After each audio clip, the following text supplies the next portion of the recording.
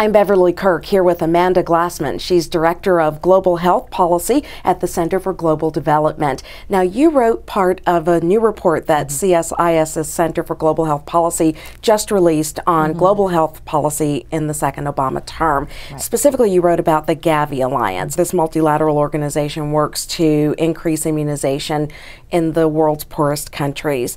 So, what has that alliance accomplished during the first Obama administration?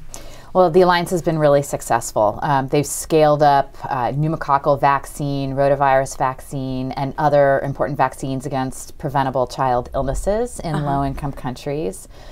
They've done it in a way that's been quite transparent and very accountable. So they've achieved a lot. In particular, there's a really great story where they helped China adopt the hepatitis B vaccine with an enormous impact on people's health that was seen, right away in health facilities. So they've had a very successful term under the first Obama administration. And how much does the U.S. give to GAVI?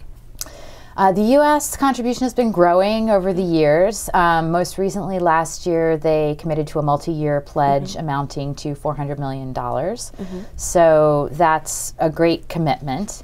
The replenishment period will end in 2015, and so the Obama administration will have to see then whether they should, I think they should sustain their contributions to the alliance at that time. And how concerned are you about the negotiations and the talks that go into deciding replenishment and how much? Okay, well, I think investment in the GAVI Alliance is pretty much of a no-brainer because vaccines tend to be among the most cost-effective interventions in health because they prevent the illness from happening in the first place, and they are usually targeting children.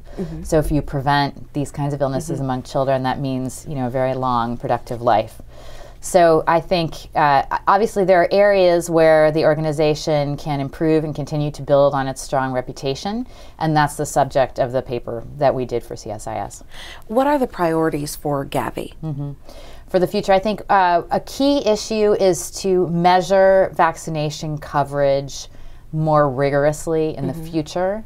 The Alliance has depended on reports from country governments themselves, sometimes checked from household surveys, asking mothers, was your child vaccinated or not? And that's really the gold standard. So the hope for the future is that it will use more of this survey-based estimates of vaccination coverage, which are more reliable. And that will help them know whether they're having the impact that they hope to have by distributing the vaccines to these low-income countries. And are there other priorities that you're hoping will get attention during the second Obama term? Absolutely.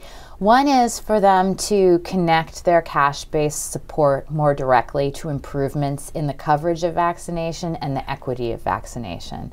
So that's an area where they have already recognized that this is a key issue and they'll be moving forward in the next term of the Obama administration.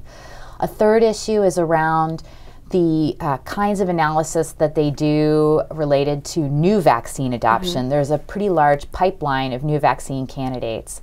And the recommendation that we've made in the paper and that the Alliance is also interested in pursuing is to bring more rigorous economic evaluation. That means looking at the cost effectiveness of the vaccine in given country contexts and looking at the affordability in those contexts, particularly in graduating countries, to see whether they should adopt a new vaccine or not for their financing. In terms of funding from the Obama administration in this next term, are there hard numbers you'd like to see from the administration in terms of the amount that should be given to GAVI?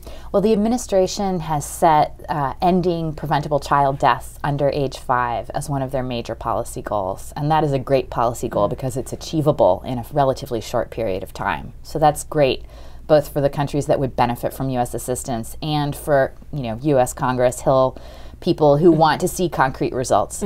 So I'd like to see a very significant replenishment of the GAVI Alliance from the United States. I'd like to see the U.S. contributing more than Norway. I mean, it's incredible that we give less than Norway. All right.